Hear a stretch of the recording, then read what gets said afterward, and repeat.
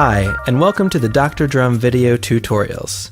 In this episode, we're going to get into the basics of creating beats with a Dr. Drum application.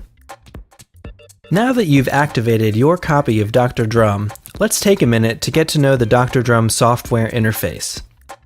The first thing you'll want to notice is that the application has a built-in help button that will display some useful tips if you find yourself in need of a little guidance. We'll go over all of that info in this tutorial, so don't worry about reading it for now. It will always be there when you need a refresher later on. Let's start with a basic overview of the different areas of the beat-making window. The main section here is the Arrange area, where you will manage your tracks and lay out your beats. Below that is a toolbar with all of your important controls and beat editing tools. We'll talk more about the toolbar items in just a minute. Above the Arrange tracks, there are 3 instrument buttons that will assign instrument types to your Arrange tracks. These also open the instrument subscreen, which is where you'll create and edit your beats in greater detail. We'll dive into the instrument subscreens later on in the demo. Above that is your audio mixer, where you can mix and shape the tone and volume of all of your instrument tracks to polish and craft a great sounding beat. You'll notice that there are 16 individual mixer channels that correspond to your 16 Arrange tracks.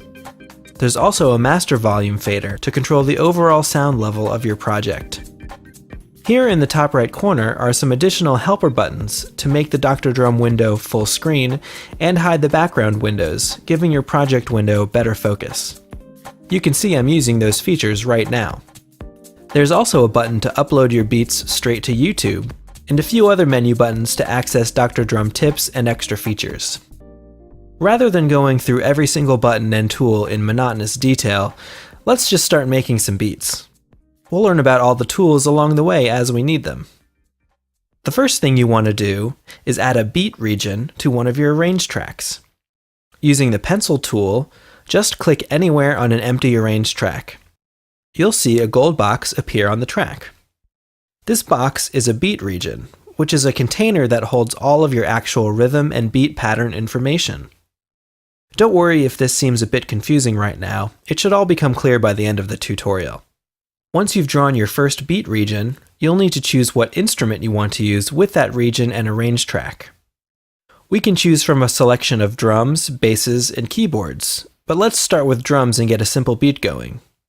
While the beat region is still highlighted, as you'll notice by the white outline around the box, click on the Drums button.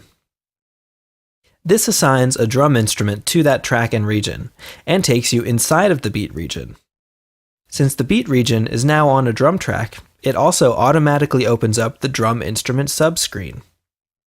The instrument subscreens are where you'll be spending most of your time creating and editing actual beats and rhythms. There is a similar subscreen each for drums, bass, and keyboards, which we'll see later on. Just like in the main screen, there is a built-in help button that brings up some useful tool tips to help you find your way around. On the left, you have your SoundKit browser list. A sound kit is simply a collection of sounds that make up your instrument, be it various drums and percussion hits, bass samples, or keyboard sounds. Exploring and getting to know the vast array of sounds available to you in the Dr. Drum app is part of the fun and creative process, so take your time experimenting with all of the different sound kits. I'm just going to choose a random kit to get started. You'll see when I choose a kit, the individual sounds pop up in the sound sequencer area. Each drum kit includes 12 different sounds, and each horizontal track in the sequencer area represents just one of those unique sounds. You can see this kit has some kick drums, snare sounds, closed and open hi-hats, and other various percussion. I can click the sound labels to quickly audition them.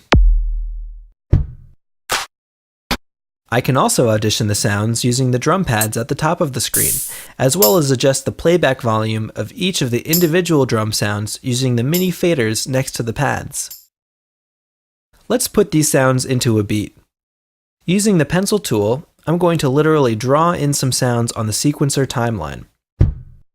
Each gold box here represents a moment that sound will play back in time.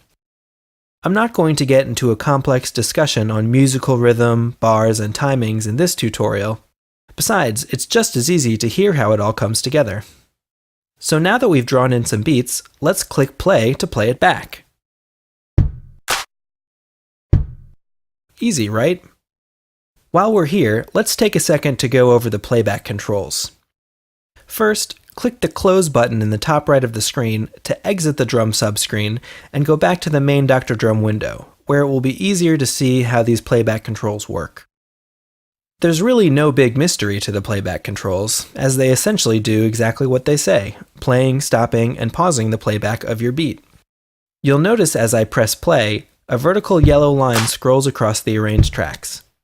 That's your playback indicator, also called a playhead, keeping track of your progress along the project timeline. Clicking the pause button will pause the track, and clicking play will resume playback right from where the playhead left off. When clicking the stop button, the playback will restart from the very beginning of the project. The back button will also jump the playhead back to the start of your project. Normally, the beat will play through once and stop at the end of the track. Clicking loop will turn on looping playback, where your beat will automatically repeat when it reaches its end. Notice when looping is enabled, two blue vertical loop indicators appear over the arrange area. You can drag the blue loop lines to set the start and stop point of the looping playback. Using these, you can set the project to loop an individual section or the entire project. Clicking loop again will turn off loop mode. Let's keep looping on and go back into our drum region. Now that we've got a loop region set up, I can click play and hear it play back over and over while I draw in new beats. I'm just going to start adding some simple instruments and rhythms. Also, if you're having difficulty feeling the rhythm, turning on the metronome can help get you on track.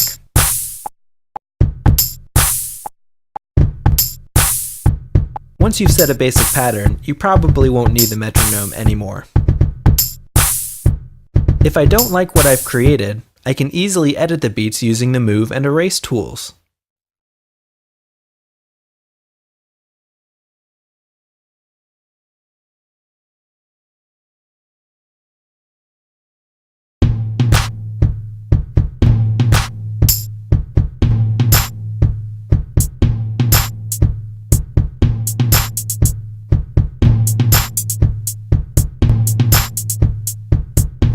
There, that sounds pretty good. Now that my beat is taking shape, I can also play around with the sound kit selection. Clicking on another instrument will load up a new set of sounds to the tracks that play along based on the rhythm I already have sequenced.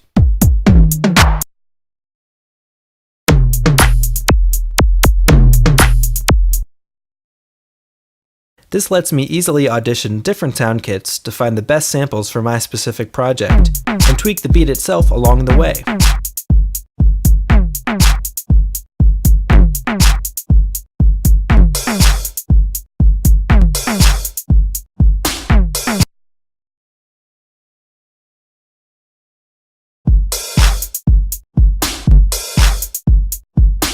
Let's stop here and add a bass line to go along with the beat. Closing the drum subscreen, I'm going to take the pencil tool again and create a new beat region. Since I already have drums on my first track, I'm going to draw the region on track number 2. While this new region is still highlighted, I'll click the bass button this time to assign it a bass instrument and enter into the bass subscreen.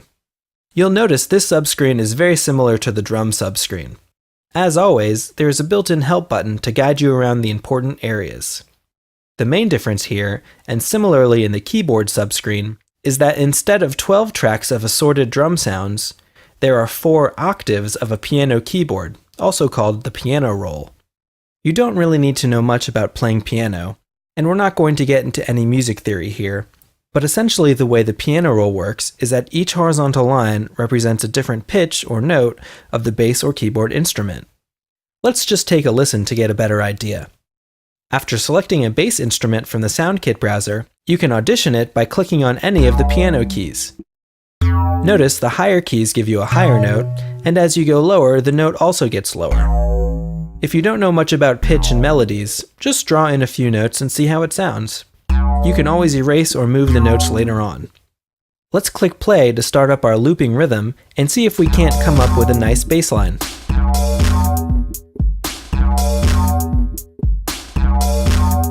Just like with the drum instrument, while the song is playing, I can create and edit my melody on the fly.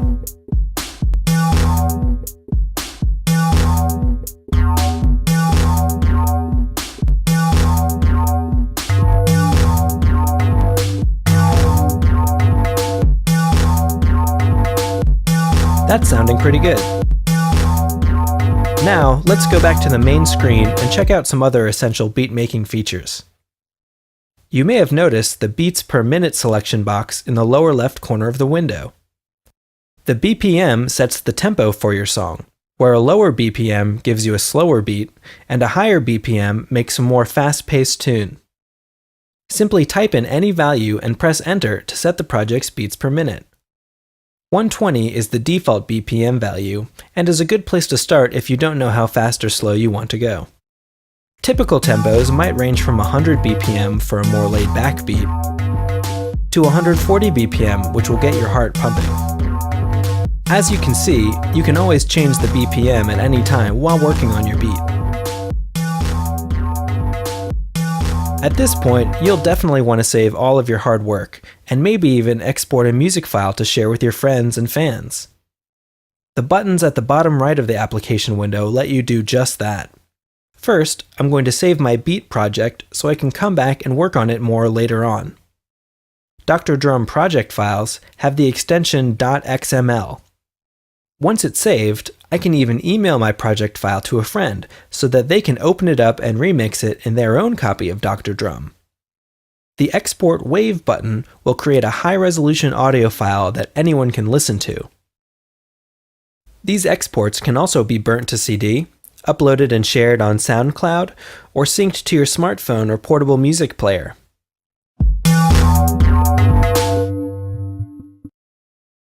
That's all for this tutorial. Next time, we'll dive into some of the more advanced beat-making features. Feel free to visit the Dr. Drum members area for more information and tutorials, and thanks for watching!